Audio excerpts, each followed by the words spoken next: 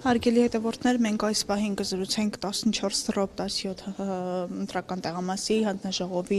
նախագահի հետ։ Տիկին Քալաշյան քիչ առաջ էստեղ քաղաքացու եւ հանձնաժողովի անդամներից մեկի միջև միջադեպ տեղի ունեցավ։ Կնշեք մանրամասներ, ինչից էր ծագել խնդիրը։ Բացատրվել էր ընտրողին, ինչպես պետք է քվեարկությունը կատարվի։ Սխալ էր արել, նորից էր դուրս եկել, երկրորդ անգամ, երրորդ անգամ էր եղել դիտարկումը։ Ընտրողը վատ տոնով իհարկե ասաց, որ ես չեմ ուզում լավ բառեր կրկնեմ, ես այդպեսին չեմ, ես հասկանում եմ։ Հանձնաժողովի անդամը մի քիչ վրդովեց, ասաց, ես էլ ինչ ձևով բացատրեմ։ Այդքան դեպքը զուտ ուղղակի ընտրողը նաև վրդովեց, չգիտեմ, բորբոքվեց մի քիչ։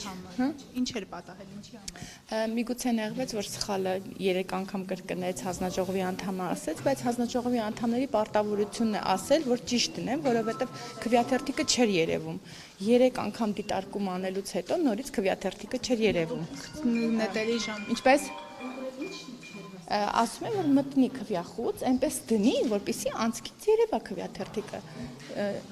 Կարգը այդպես է, անդամը պարտավոր է անընդհատ ասել։ Իսկ եթե քաղաքացին դրանից վրդովեց, ես բան չունեմ ասելու։ Ապա չգրանցվել է Մատյանը։ Այո, գրանցվել է, ընտրությունը կատարել է, իհարկե մոտեցավ քվեատուփին, նորից սխալ էր դրված, նորից ենք հետ ուղարկել քվեախցիկ, արդեն 4-րդ անգամ նորից դրել է, նոր եկել է, կատարել է, գնացել է, ինքն էլ իհարկե դիտարկումներ արեց, որ ինքը կբողոքի, այդպես չի թողնի, բայց ամենայն դեպս անտեղին չէր դիտարկումները, մնացածը արդեն թողնում եմ լրագրողները ներկա էին, տեսանկարահանվել է, ամեն ինչը պարզ երևում էր, ինչ է կատարվել։ Ոստիկանների միջամտության կարիք եղավ։ Ոչ։ Տիկին Քալաշյան, իսկ այս պահի դրությամբ արդեն 19-ից 16 է ընտրողների մոտավորապես որ մասն է մասնակցել ընտրության։ 38%-ին մոտ արդեն ոնց որ ցուցանիշ ունենք 37-38%։ Ընդհանուր 2103 են մեր ընտրողները, այս պահի դրությամբ 815-ն են ոնց որ, այդքան է։ Իսկ կոնֆլիկտների մասով այդ դեպքից զատ այլ ինչ դեպքեր են գրանցվել ընտրատեղամասում։ Դեպք ենք ունեցել, որը նաև էլի լրագրողները ֆիքսեցին, որ ընտրողին նկարահանել էին,